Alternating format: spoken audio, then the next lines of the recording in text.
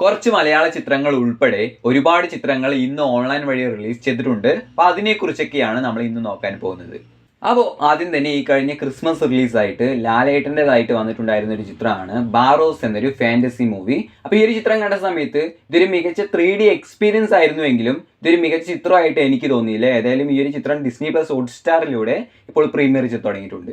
അടുത്തത് 9000 എന്നൊരു മലയാള ചിത്രമാണ്. അപ്പോൾ ഈ ഒരു ചിത്രത്തിന്റെ ഓൺലൈൻ അവകാശങ്ങളൊക്കെ വാങ്ങിയിരിക്കുന്നത് മനോരമ മാക്സ് ആണ്. അപ്പോൾ മനോരമ മാക്സിലൂടെ ഈ ഒരു ചിത്രം ഈ ജനുവരി 24-ാം തീയതി, അതായത് ഇന്ന് പ്രീമിയർ ചെയ്ത് തുടങ്ങിയിട്ടുണ്ട്. അതുപോലെ തന്നെ ഇന്നലെകൾ തളിർക്കുമ്പോൾ എന്നൊരു മലയാള ചിത്രത്തിന്റെയും ഓൺലൈൻ അവകാശങ്ങളൊക്കെ വാങ്ങിയിരിക്കുന്നത് മനോരമ മാക്സ് ആണ്. അപ്പോൾ മനോരമ മാക്സിലൂടെ ഈ ഒരു ചിത്രം ഈ വരുന്ന ജനുവരി 26-ാം തീയതി മുതൽ പ്രീമിയർ തുടങ്ങുമെന്ന് ഇപ്പോൾ അവർ ഒഫീഷ്യലായിട്ട് തന്നെ കൺഫേം ചെയ്തിട്ടുണ്ട്.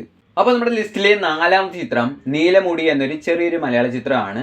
ഈ ഒരു ചിത്രത്തിന്റെയും ഓൺലൈൻ അവകാശങ്ങളൊക്കെ വാങ്ങിയിരിക്കുന്നത് മനോരമ മാക്സ് തന്നെയാണ്. അപ്പോൾ ഈ ഒരു ചിത്രവും മനോരമ മാക്സിലൂടെ ഈ വരുന്ന ജനുവരി 26-ാം തീയതി തന്നെയാണ് പ്രീമിയർ ചെയ്യാൻ പോകുന്നത് എന്ന് ഇപ്പോൾ അവർ ഒഫീഷ്യലായിട്ട് തന്നെ അനൗൺസ് ചെയ്തിട്ടുണ്ട്.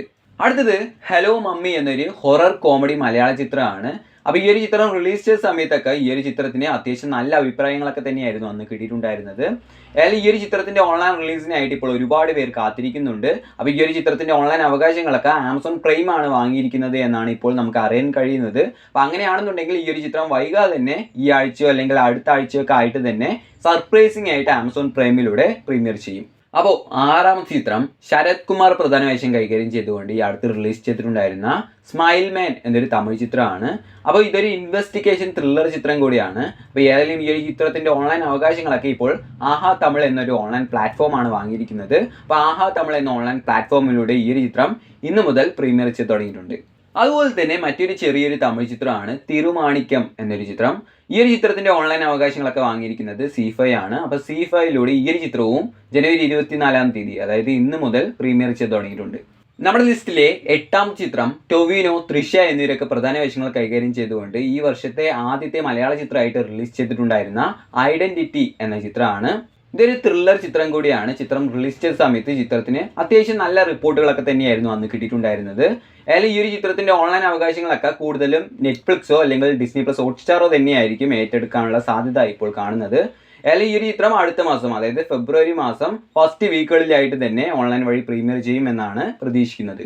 9-ാമത്തെ ചിത്രം ഇപ്പോൾ ഏറ്റവും അധികം പേർ ഓൺലൈൻ റിലീസിനായിട്ട് കാത്തിരിക്കുന്ന ഉണ്ണിമൂന്തൻ പ്രധാന വേഷം കൈകാര്യം ചെയ്തുകൊണ്ട് റിലീസ് ചെയ്തിട്ടുണ്ടായിരുന്ന മാർക്കോ എന്ന മലയാള ചിത്രമാണ്. മലയാളത്തിലെ ഏറ്റവും വലിയ വയലന്റ് മൂവി എന്ന് പറഞ്ഞ് റിലീസ് ചെയ്ത് ഇപ്പോൾ ഇന്ത്യയിലെ തന്നെ ഏറ്റവും വലിയ വയലന്റ് മൂവി ആയിട്ട് അറിയപ്പെടുന്ന ഒരു ചിത്രം കൂടിയാണിത്.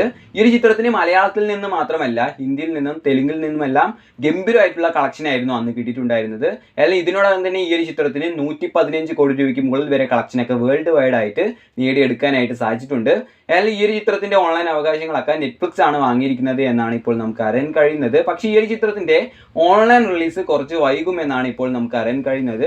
കാരണം ഈ ഒരു ചിത്രത്തിന്റെ കന്നഡ ലാംഗ്വേജിലുള്ള റിലീസ് ഈ മാസം ലാസ്റ്റ് ആണ് നടക്കാൻ പോകുന്നത്. അതുകൊണ്ട് തന്നെ ഈ ഒരു ചിത്രം ഓൺലൈൻ വഴി ഈ വരുന്ന ഫെബ്രുവരി മാസം ലാസ്റ്റ് ഒക്കെ ആയിട്ട് മാത്രമേ പ്രീമിയർ ചെയ്യുകയുള്ളൂ എന്നാണ് ഇപ്പോൾ നമുക്ക് അറിയാൻ കഴിയുന്നത്. അപ്പോൾ നമ്മുടെ ലിസ്റ്റിലെ അവസാനത്തെ ചിത്രം ആസിഫ് അലി, അനശ്വര രാജൻ എന്നിവരൊക്കെ പ്രധാന വേഷങ്ങൾ കൈകാര്യം ചെയ്തുകൊണ്ട് ഈ വർഷം റിലീസ് ചെയ്തിട്ടുണ്ടായിരുന്ന രേഖാചിത്രം എന്നൊരു ഇൻവെസ്റ്റിഗേഷൻ ത്രില്ലർ ചിത്രമാണ്. അപ്പോൾ ഈ ഒരു ചിത്രത്തിൽ മമ്മൂക്കിയുടെ കാതോട് കാതോരം എന്ന ചിത്രത്തെ ബേസ് ചെയ്തുകൊണ്ടുള്ള ഒരു സ്റ്റോറിയാണ് പറയുന്നത്. അതുകൊണ്ട് തന്നെ ഈ ഒരു ചിത്രം കൂടുതലും മമ്മൂക്ക ഫാൻസിനൊക്കെ ഇഷ്ടപ്പെടാനുള്ള ഒരു സാധ്യതയുണ്ട്.